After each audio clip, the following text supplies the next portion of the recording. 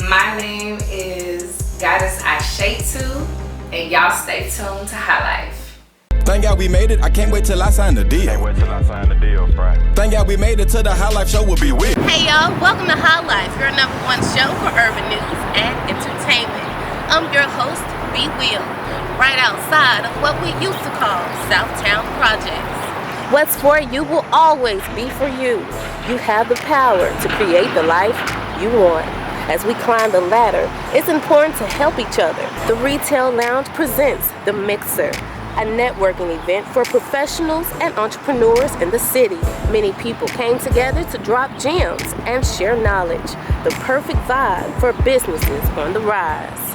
Retail Lounge is a branding company that specializes in apparel printing and embroidery, but we also provide exclusive solutions for small business and organizations.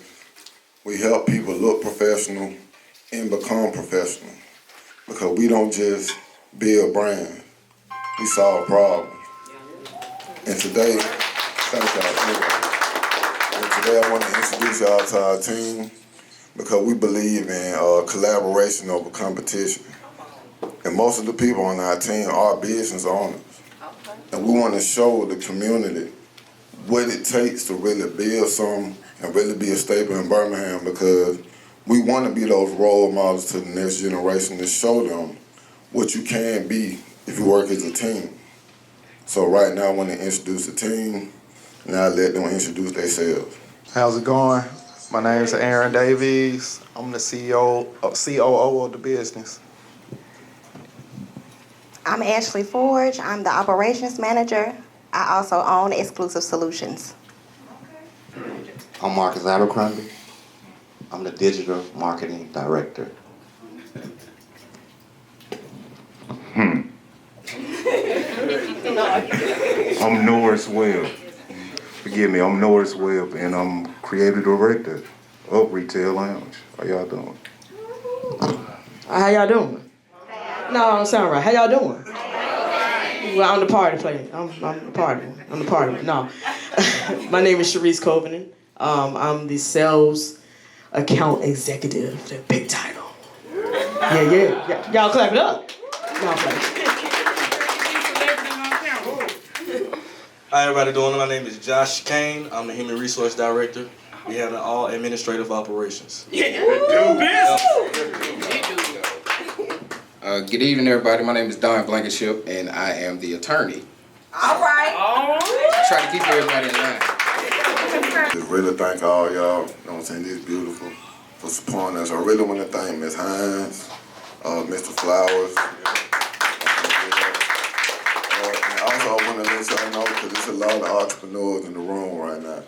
If you want to experience this and be able to come in an atmosphere with creators, you can actually get your membership here at Creed 63, but with the promo code Retail Lounge, you get a free month to experience it.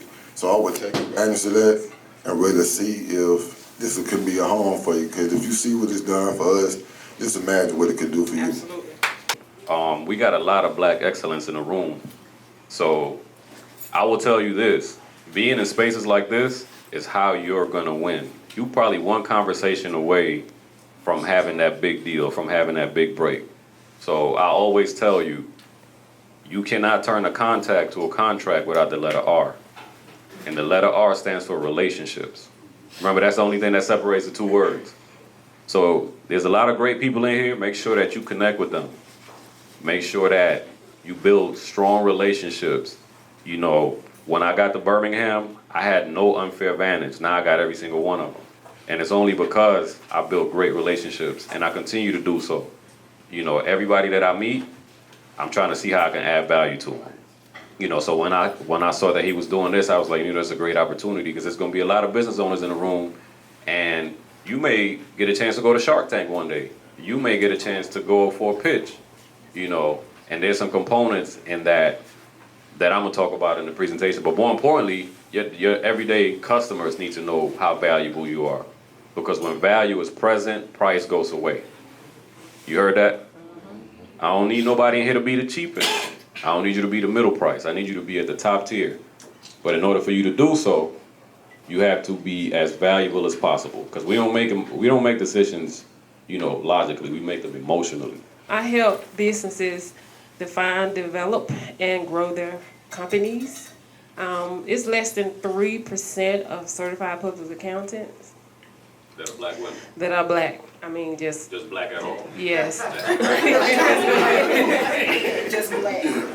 Now, it's a lot of great accountants, but CPAs, we are responsible for your financial information. We held accountable through the Board of Accountancy. So that's an extra layer of protection for you. And we are required to get continuing education. So we're continually learning to be the best for you. So thank you. I definitely like to work with clients year round. So I want to be more than a income tax preparer. I want to be your business strategy partner. So my social media is at Authentic CPA, and my website AuthenticCPA.com. And I'm on LinkedIn. I'm on social media, so feel free to join me. So if you're an entrepreneur, you got a product or service that you want to put into the marketplace, right? Or you're already doing so. You got competition, right? Think about it like an ocean, right? Most of us are where the sharks at, and sharks eat, and when they eat, the water turns red, right? You want to go away from that. You want to go into the blue ocean.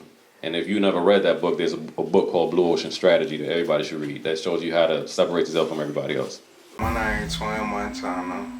All I want y'all to do is stay tuned to that HighLife. Hey guys, my name is Lauren England and I am the owner of Lady East Chicken Cafe. Make sure you stay tuned to HighLife. Make sure you stay tuned to HighLife. This your boy Marco from Paid in Full, and stay tuned to HighLife TV. Hey, it's your girl Shawana Shane with Stoner's Love. You are now tuned in to the HighLife. Today on Truths Untold, we dive deep into a cycle of trauma and domestic violence, and how one strong, determined goddess turned misery into mission.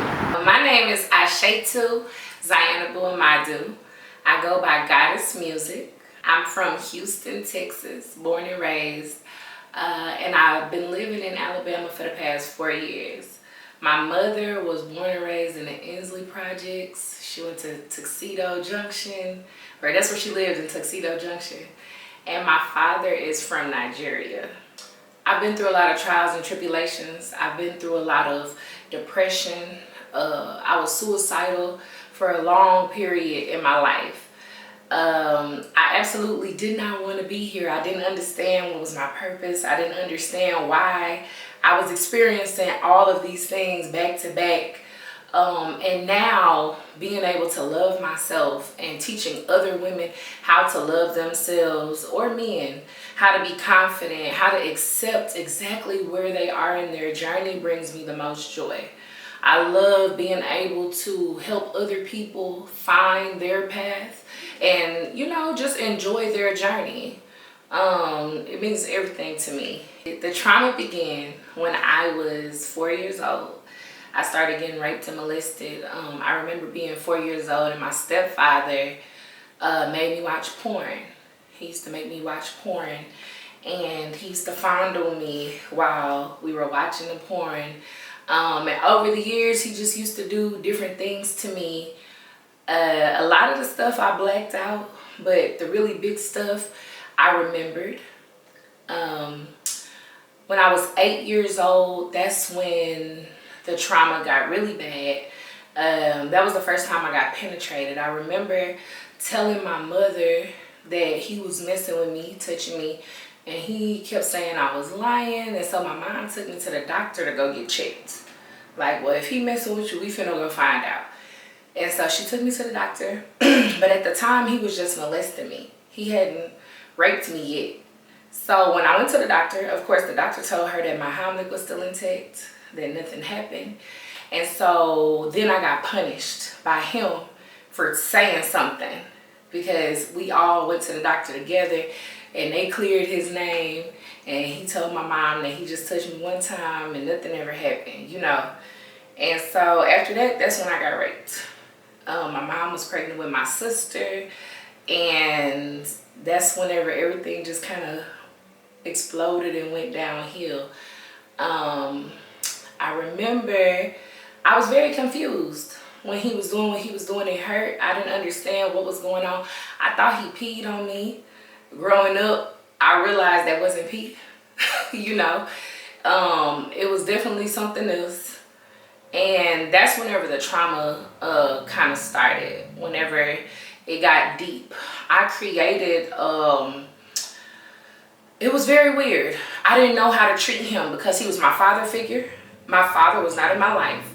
He taught me things, you know what I'm saying? He taught me how to play dominoes, how to play spades. He taught me how to drive. He taught me how to cook. He taught me how to be an expert mathematician. Like, he taught me how to do math in my head. He taught me so many things. At the same time, he was sexually abusing me, you know? So it was a very weird exchange. It was kind of like, I love you, but I hate you. You know, like, why do you hurt me, but then you help me? Why do you hurt me, but then you teach me? So we had a very, it was very weird growing up. I didn't know, you know, I would get kind of like jealous of him and my mom at times even, you know, like, it was very, I was disoriented. I didn't know how to take that, how to deal with it. And that lasted until I was 14. It's almost like I got too big for him to mess with me. By the time I was 14, I looked like a full-grown woman. Not in the face, but my body, I looked like a grown woman. So I guess that's not what he was looking for by the time I turned 14. I used to be really upset with her. You know, when I turned 14, my stepfather took me riding because I was learning how to drive. Like I said, he taught me how to drive. He took me riding and he apologized to me. He pulled over and he looked me dead in my eyes and he gave me the sincerest apology. He said that he asked me to forgive him. He told me he was sick. He doesn't know why. He did the things he did to me. If I could find it in my heart to forgive him and to release it. And he brought up the Bible. Like, he was the youth minister at church and my mother was the children's minister. His brother was the pastor. So I was kind of like a PK kid. Grew up in church, was in church 8 days a week, 25 hours a day, damn near. So he started throwing Bible verses at me and asked me to forgive him. I told him, yes, I forgive you. The problem I had was with my mother. It wasn't as easy for me to forgive my mother because I felt like she didn't protect me. I felt like she said that she thought it only happened one time. He told her it was one time. And the doctor told her I had not been penetrated. So she thought maybe he just touched me one time. I felt like one time was too many. Like, that shouldn't have been an excuse. But she said she did not know it was going on longer than, you know, than the one time that he said that he admitted to after I went to the doctor when I was 8 years old. But it indeed was going on for 10 years straight. So I had a hard time forgiving my mother because I felt like you were supposed to protect me. This is not even my father. This is a man that you brought into our situation. So by any means necessary, if he even thought he did something, I felt like she should have chose me. Because I didn't ask to be here. I was a child, you know. I couldn't control my situation. I began running away when I was like 13, 14, 15. I started to run away because we lived in the house with him till I was 17. So even after the abuse stopped, he was still living in the house. And that made me even more confused, you know.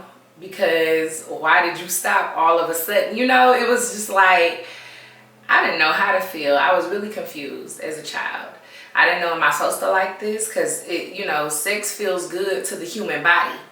But mentally, this don't feel good. And then you come in and wake me up in the middle of the night. You know, I was afraid to go to sleep. I would stay up all night because I didn't like being surprised by it. I would rather see it coming. I don't want you to, like, come wake me up. And that created insomnia with me. Just had problems going to sleep because it's like, as soon as I get into a good sleep, here he come, you know, messing with me. After he stopped messing with me, and I began to run away from home. I started running, hanging out with the wrong crowd. I started hanging out in the streets. I used to be a straight A student. Growing up, I was like a perfect child. I used to cook, I used to clean, straight A's, I used to take care of my little brother. I was doing all of these things hoping that I would get my mother's attention. Like, oh, if the house is clean and the food cooked, she gonna be happy. You know, she gonna love me, she gonna give me attention. But, you know, I never got the attention that I was seeking. So it went from me being a really, really, really exemplary child to me being the worst child you could ever imagine. I completely flipped. So when I turned 14, my mom took me to a psychiatrist to talk about my problems. Well, what happened is every time I would begin to get comfortable with the psychiatrist, she would switch my doctors. And I think it had something to do with her, like her HMO plan from her job or something. She only got a certain amount of visits. But as soon as I would get comfortable, we would have to switch doctors. So it made me not trust people because I'm trying to build a relationship with the doctors to express myself. And as soon as I started talking about, like I'm about to mention what happened to me, I met another doctor, you know. And so that caused me not to trust people. One of the doctors put me on Xanax. I had severe anxiety when I was 14. They gave me Xanax and then they switched me off Xanax and put me on Klonopin. But putting me on that drug started a drug addiction for me. At 14, they gave me the Xanax and I started abusing it. I started overdosing. I started running away from home and I was in the streets. I started selling drugs, hanging out, joined a gang, was in the streets for real. And of course, I was running to grown men because that's all I had been with. There was nothing that a little boy could do for me, you know, because I had been experienced with my stepfather. And now I need money to support my habits. You know what I'm saying? Now I'm doing drugs. I'm dealing drugs. So I was talking to guys that were way older than me. He had to have a car and a lot of money. Or I wasn't dealing with him. No guys my age had a car with a lot of money. So I was running to grown men who were in the streets, who were using me, abusing me, everything like that. And I started to get raped and molested hanging out in the streets. Dealing with the wrong crowd, hanging out with the wrong people, thinking I'm running away from my problems at home, running to more problems. When I was 16, I met my oldest daughter's father. He was 33 at the time. He was a big time drug lord from the south side of Chicago. He introduced me to cocaine. He used to sell cocaine. He let me try it. I was like, I don't think that's crack. He was like, nah, that's not crack. This the rich man drug. And I was like, I want to be rich. So I hit a line, hit the coke. Definitely got hooked on cocaine. I started selling cocaine. He was married. He had 6 children and he had 2 other children outside of his marriage. So he had 8 children in total. Again, he was 33. I was 16. I got pregnant when I was 17 and had my first baby. Of course, that didn't work because he was married. And so I moved on to my second daughter's father. And I was 19 when I gave birth to her. And that was the first domestic violence relationship I had been in. I had been, you know, scuffed up in the streets, but not where it was happening on a daily basis. He was a mental abuser. He used his words to abuse, and he was a narcissist. He used his, you know, mental capabilities. He was a couple years older than me. He had been in the army. He had been in the service. I think he was like an E3 when he got released on a dishonorable discharge. I didn't know what any of that meant, but I quickly found out why he got discharged. So it started off with him just talking down to me, making me feel small, making me feel crazy, setting up the control factor. I was the breadwinner in the relationship. I would always put him on money. You know, it was kind of like he knew my power and he knew what I can do, and he milked it. You know, I would provide all the money. I used to pay his child support. I used to buy him clothes, cars, whatever. And he would just mentally and verbally abuse me. When I got pregnant with our daughter, we were engaged to be married. And when I got pregnant with our daughter, that's the first time that he physically abused me. He pushed me down a flight of stairs when I was 8 months pregnant, put me through a wall, broke my fingernail. The back of my heel was ripped open from going through the wall. He bled my nose. That was the first time that he actually put his hands on me. But the whole time before that, it was just verbal abuse and mental abuse. I dealt with him for a little while. He ended up getting another woman pregnant, and right before she got pregnant, I had a psychotic breakdown. This was right after my baby was born. I want to say my second daughter was like 2 months old. Okay, Hurricane Ike had came through Houston, and I lost everything in a hurricane. Everything, all my clothes, shoes, everything was gone. And I had a mental breakdown. I got admitted into a mental hospital. They put me on 14 medications when I was in the mental hospital. As I got released from the mental hospital, I found out that he had got another woman pregnant. And so I moved to California with my aunt. And I lived in Los Angeles for a few months when I was out there. And that began the yo-yo effect of me I was either on psychiatric drugs or I was on street drugs. And that's when that effect started going back and forth. When I came back from California, he abused me again. He got upset that he was getting put on child support. And so he came to my mom's house. I was staying with my mom. And he was demanding to have his daughter. And I was like, no, you can't have her right now. I usually would let her go with him, but something in my spirit was telling me, no, don't send her, don't let her go. And he went crazy. Like, he got mad because I wouldn't open the door. I was in the kitchen cooking. He was blowing up my phone. I'm like, no, I'm not coming out there. Kicks the door off the hinges. Kicks the door in. My little sister was like 13 at the time. She started screaming to the top of her lungs. And I had my 2 daughters, and I was pregnant with my son at the time. Okay. So he comes in the house and he starts wailing on my stomach.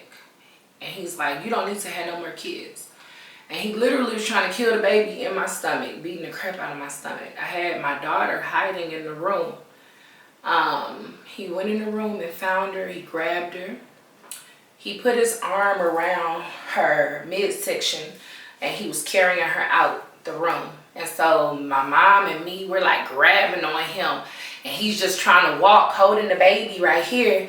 And we're trying to stop him from taking her because he's like abducting her. Like, you can't have her. I have custody of her. You can't just come in here and take her. Well, in the midst of me and my mom trying to fight him to get the baby back, she slid down, and now this part of his arm was around her neck. And I looked at him and I said, let the baby go, she not breathing. He said, if I can't have her, can't nobody have her. At that point, I blacked out. I don't know what happened. All I remember is I had my baby and he was running to his car. I don't know what I did to him. I don't know what happened, but I saw my baby face turning blue. And just the statement he made, he just tried to kill the baby in my stomach. And then he said, if he can't have her, can't nobody have her. I found out later on that he had went to his other baby mama house to go get his son from her. And he ended up beating her with a bat. And all of this was because he didn't feel like he should have to pay child support. So he wanted us to give him the children, and we pay him child support. And he was actually out on parole at the time. He got caught with a loaded gun and like a whole bunch of ecstasy. And so he was not supposed to be in trouble, but he beat me up and beat her up, and they ended up putting him in prison for 6 years. In between that, I had one more domestic violence relationship. Right before I got pregnant with my son, I was dealing with a man, and he was just an alcoholic, extremely aggressive, always ready to fight. He had another woman that he lived with, and he would come to my house, but he didn't want me talking to nobody. But because he was in another relationship, I did talk to whoever I wanted to talk to, and that would make him very angry. And yes, he would beat the crap out of me. That only happened 3 times though. After the 3rd time, something ended up happening. He was on parole or probation. He violated his probation some type of way, and he ended up going to prison. So that's how I got away from that situation as well. The last domestic violence relationship I was in 2016. I had recently separated from my husband. I got married in 2013. My husband, it wasn't a domestic violence relationship. Me and him just grew apart. We were best friends at one point. We stopped being friends. Right after that relationship, I got with this guy. He was a music producer. And he was trying to move in very fast. Our relationship only lasted like 2 months. But in the first 2 weeks, he was like, let's move in together. I agreed. Why did I agree to that? I moved in with him. He was very controlling. Told me what to wear, how to wear my hair. Like, he literally would go shopping with me. Like, you need to wear this. You need to wear that. I want your hair to be long and straight. I only could wear a certain name brand. Like, very controlling. Even when he was at work, he would call me and try to like surveillance me while I was at home cooking and cleaning and everything like that. And that was the last domestic violence relationship I was in. The first incident, I was asleep in my children's room, and he came and poured water right here up my nose and in my mouth while I was asleep, causing me to feel like I was drowning. The second incident, he got mad because I went to sleep without having sex with him. He thought I was cheating on him. And so he woke me up out of my sleep, snatched all my clothes off of me, and threw me outside butt naked. Threw my purse in my head, embarrassed me in front of the whole apartment complex. I was living in Houston at the time, and all the neighbors came outside. And he made me stay outside naked for 30 minutes. The last incident, I was studying for my real estate license, and I was getting ready to take the test the next day. He came in demanding that I give him my email password and my bank account information. Because he knew I was supposed to be getting some money. He wanted access to the money. I would not give it to him. So he started accusing me of cheating. I told him I was going to go to my mom's house so I could take my test. I needed to take study to take my test the next day so I can get my real estate license. And he dragged me from the front door back into the room and locked the door. My children were in the other room. I started screaming for my children to come help me. I was like telling them, go call the police, go call the neighbors. And he was just like, you want to play? And I was like, no, I don't want to play. And he hit me right here. He hit me so hard, blood started leaking from one side and mucus started leaking from the other side. He then tried to drag me to the back of the closet because nobody could hear me screaming in the back of the closet. He got on top of my back and 2-hand choked me from behind. And I can't remember how I got from up underneath him, but I basically had to break the window for the neighbor to be alerted for him to stop. I got to the window some kind of way, pulled the blinds down, broke the window, and the neighbor was like, hey, you all right? And I was screaming. The neighbor came down there. They ended up calling the police, and he fled the scene. And he was out on parole also. So he ended up going back to jail for violence on a family member with a 2-hand hold. It's like a C felony or something, because it's attempt of murder, I guess, attempt of manslaughter. You trying to hurt somebody if you choking them with 2 hands. So it was a high offense, and they ended up putting him back in prison. And that was the last domestic violence situation that I was in. Well, that changed my life drastically. I was afraid of people for a long time. That happened in 2016. I just started being social, maybe like a year or 2 ago. I just started being social. I still will distance myself sometimes, but it brought up a lot of trust issues for me. I still had a drug addiction, and so I had to heal that. Because of that relationship, the last relationship, CPS got involved, Child Protective Services. Out here in Alabama, it's called DHR. But where I'm from, CPS, they got involved. And because I was getting beat in the home while the children were in the home, they considered that neglect and abuse. So they tried to take my children away from me, and that's what started my whole healing journey. They came in, tried to take my children away from me, and at the time when I was with him, I was sober because he didn't allow me to get high. He didn't allow me to do any drugs or anything. And so I had a caseworker. She asked me some questions. She said she was going to close the case. Well, she didn't close the case. She got fired. For my birthday, I decided I was going to turn up. And CPS wanted a urine test in order for me to keep my children and for them to close the case. And so my urine was dirty because I smoked, popped some pills, I was drinking on my birthday, turning up. And this is when my whole spiritual journey started. I had a friend, and she was really into spirituality, and I was crying because I didn't know what to do. You know, I had been involved with CPS before because I used to sell a lot of drugs. And when I went to prison in 2009, CPS got involved and tried to remove my children. So it's kind of like third strike, you're out. You know what I'm saying? So they asked me for a drug test, and I was crying because I'm like, I don't know what I'm going to do. They can't take my babies, you know. And she suggested to me, she was like, ask Archangel Michael to help you. And I was like, I'm not talking to no angels. You know what I'm saying? She was like, what other option do you have? And I was like, I don't know. And she was like, she told me a story about Jim Carrey. And she said that Jim Carrey told the universe if the universe gave him $10 million, he was going to do X, Y, and Z. He exchanged something for the money that he asked the universe for. So she told me, she said, give the universe an exchange. She said, ask Archangel Michael to help you and give an exchange. I said, okay, I'll play your game. I think you're crazy, but I don't know what else to do. Either it could work or it's not going to work.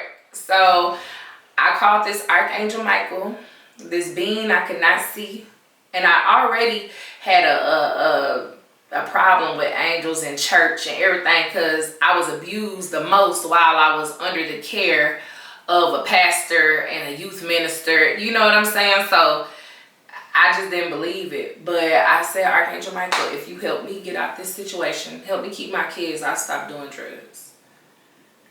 Y'all, I went in there to take a piss test and my pee was clear. And I knew then that I passed the test. How my pee was clear, because I'm talking about 30 minutes before I went up there, I had got everything else out of my system, but the marijuana was still there. I had went and got a marijuana test, and I was still testing hot for the marijuana. I went and gave them urine, and they closed my case. The lady said, ma'am, I know you was on something. I don't know how you did it, but your urine was clean and you could keep your children. And they closed my case, and that was the last time I ever dealt with law enforcement or anything like that. I immediately got on a healing journey. My same friend, she gave me some vitamins called Thrive. I started taking the Thrive vitamins, and it completely changed my life. Putting the right nutrients into my body stopped everything. It stopped my depression. It stopped me from wanting to eat like junk food and a lot of bad greasy foods. It just completely changed my mind. I started having epiphany after epiphany. It was like the fog got removed just from me putting vitamins in my body. And I was like, what's up with these vitamins, you know? And so I started studying vitamins and herbs, and I started drinking herbal teas. I started juicing. I went vegan for a while. I eat meat again, but I went vegan, and I went on this journey of healing because I had never felt that good in my life. I had never went to sleep before because I had insomnia from being raped. And as soon as I started taking the vitamins, I was sleeping like a baby. I would go outside and notice the trees and notice how beautiful the trees were. I would notice how pretty the flowers were. I never saw any of that when I was on drugs. My life was just a fog of complaints and negativity and how can I get more shit to get me high? How can I get more money so I can stay high and so I can pay my bills and take care of my kids? How can I get more poison to keep me in this situation? That's what my life was about. And just putting vitamins in my body, I started noticing the beauty of the world. Flowers and trees and birds and people. Because I told you I was afraid of people. Every person that touched me, every adult that touched me when I was a child forsaked me in some type of way. They did not protect me. They did not care. Even the ones that I told what was going on, it was just kind of like, shh, don't say that.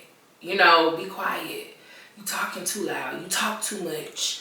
You know, it was that kind of thing. So just me putting vitamins in my body, I was able to appreciate people and life and colors and music. I used to rap. I started rapping when I was 12. I used to sing in church. I had stopped doing all of that. I hated it. I didn't want to do it anymore. I got back into my music. I got back into being creative.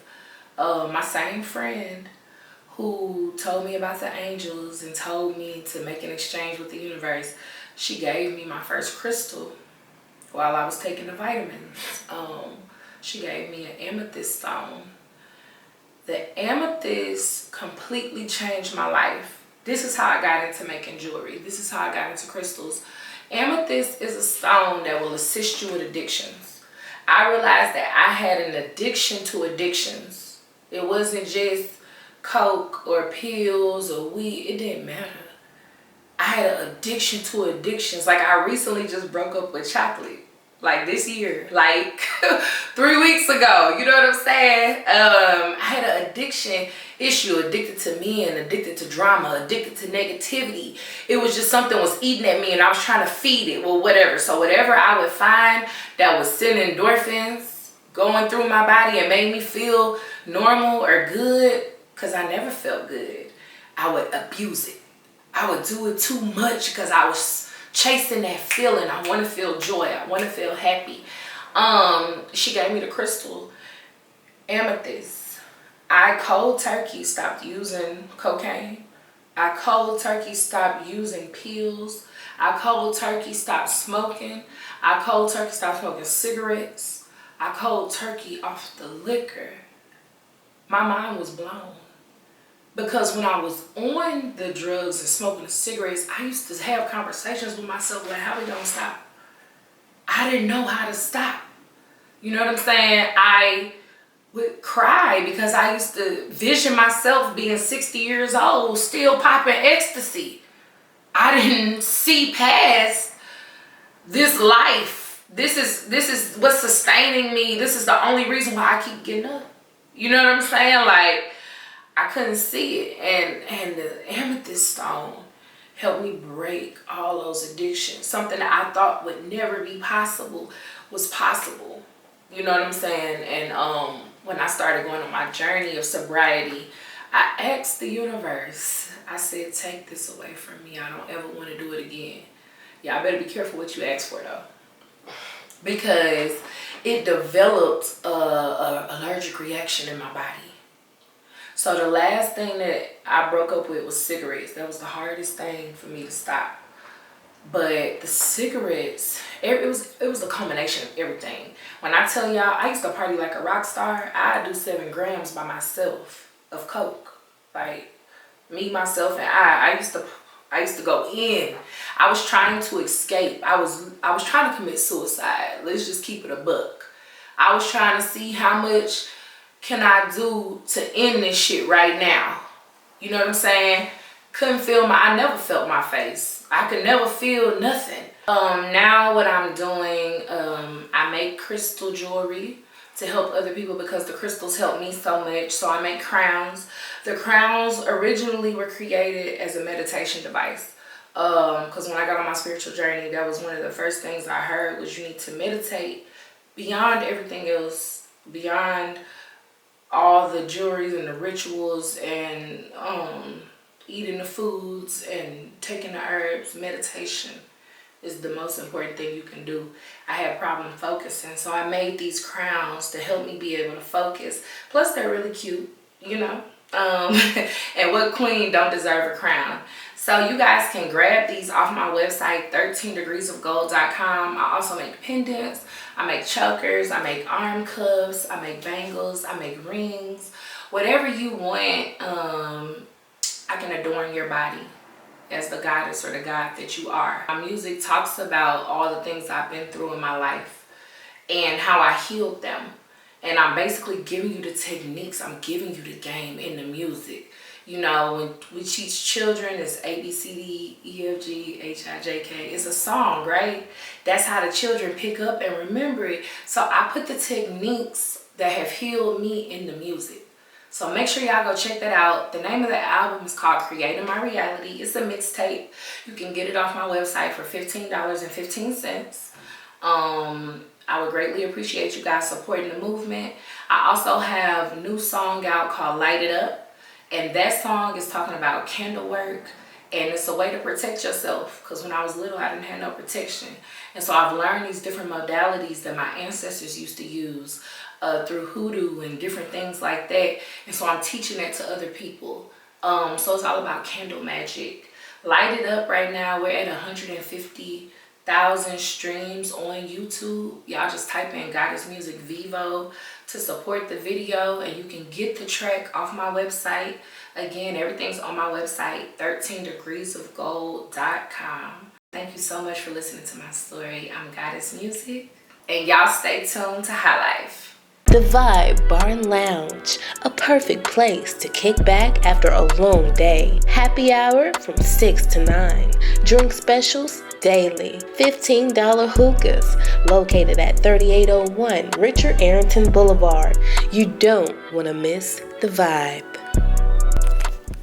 Thanks for joining us for yet another episode of HighLife TV Show. If you're interested in advertising and want to be a guest on the show, contact us at HighLifeTVShow@gmail.com. Until next time, stay safe and positive. I'm BeeWil with HighLife. Can't wait to meet you in the clouds. Thank God we made it. I can't wait till I sign the deal. Thank God we made it to the HighLife show with BeeWil.